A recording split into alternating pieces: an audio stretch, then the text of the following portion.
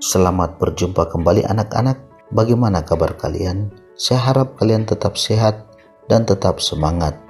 Materi kita pada hari ini berjudul Gereja yang Melayani atau Diakonia. Gereja sebagai umat Allah dipanggil untuk melayani manusia, seluruh umat manusia.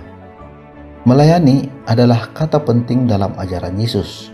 Pada malam perjamuan terakhir, Yesus membasuh kaki para muridnya. Hal ini menunjukkan bahwa para pengikut Yesus harus merendahkan diri dan rela menjadi pelayan bagi sesamanya. Jika orang ingin menjadi terkemuka, ia harus rela menjadi pelayan.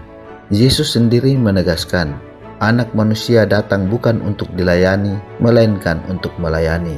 Itulah sikap yang diharapkan oleh Yesus terhadap murid-muridnya, yaitu gereja mempunyai tanggung jawab untuk melayani manusia. Sebab dasar pengabdian gereja adalah imannya akan Kristus. Barang siapa menyatakan diri murid Kristus, ia wajib hidup seperti Kristus. Kristus yang mengambil rupa seorang hamba tidak ada artinya jika murid-muridnya mengambil rupa seorang penguasa. Melayani berarti mengikuti jejak Kristus. Makna Injil Markus bab 10 ayat 35 sampai 45 nampak bahwa Yesus mengajarkan kita untuk saling melayani dengan kerendahan hati.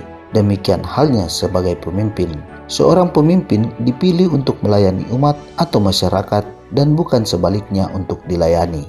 Semangat pelayanan itu diteruskan di dalam gerejanya. Hal ini ditekankan lagi oleh Konsili Vatikan II. Tugas kegempalaan atas kepemimpinan dalam gereja adalah tugas pelayanan. Dasar pelayanan dalam gereja adalah semangat pelayanan Kristus sendiri.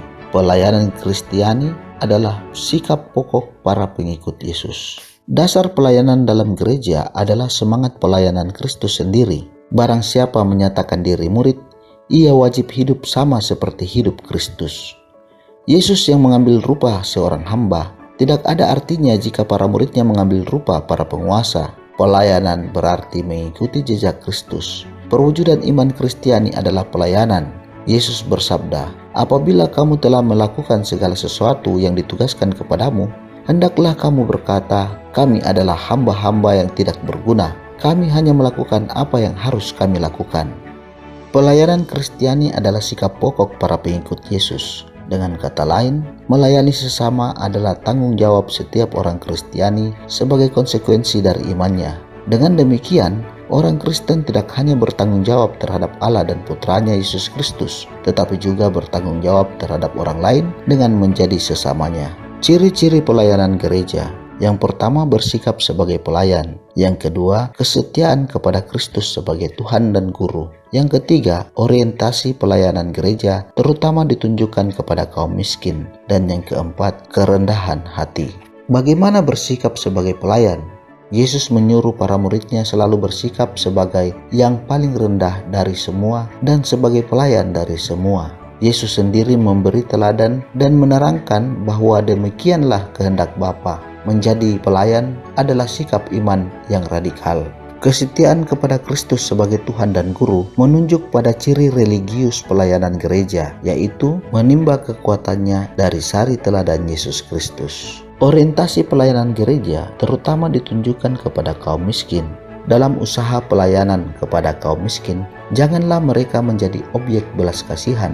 Pelayanan berarti kerjasama. Di dalamnya, semua orang merupakan subjek yang ikut bertanggung jawab. Yang pokok adalah harkat, martabat, harga diri, bukan kemajuan dan bantuan spiritual atau sosial yang hanyalah sarana. Tentu sarana-sarana juga penting dan tidak dapat ditinggalkan begitu saja. Namun yang pokok ialah sikap pelayanan itu sendiri. Dalam pelayanan, gereja, yaitu kita, harus tetap bersikap rendah hati. Gereja tidak boleh berbangga diri, tetapi tetap melihat dirinya sebagai hamba yang tak berguna. Ada dua bentuk pelayanan gereja. Yang pertama, pelayanan gereja bersifat ke dalam, dan yang kedua, pelayanan gereja bersifat keluar. Pelayanan ke dalam adalah pelayanan untuk membangun jemaat. Pelayanan ini pada dasarnya dipercayakan kepada hierarki, namun awam pun diharapkan berpartisipasi di dalamnya. Misalnya, dengan melibatkan diri dalam kepengurusan Dewan Keuskupan, Dewan Paroki, pengurus wilayah atau lingkungan, dan sebagainya. Pelayanan keluar yang lebih difokuskan adalah pelayanan demi kepentingan masyarakat luas. Bentuk-bentuk pelayanan Gereja Katolik Indonesia untuk masyarakat luas antara lain pelayanan di bidang kebudayaan dan pendidikan, bidang kesejahteraan, politik, dan hukum.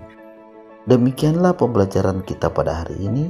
Semoga apa yang kita pelajari dapat berguna bagi kita semua.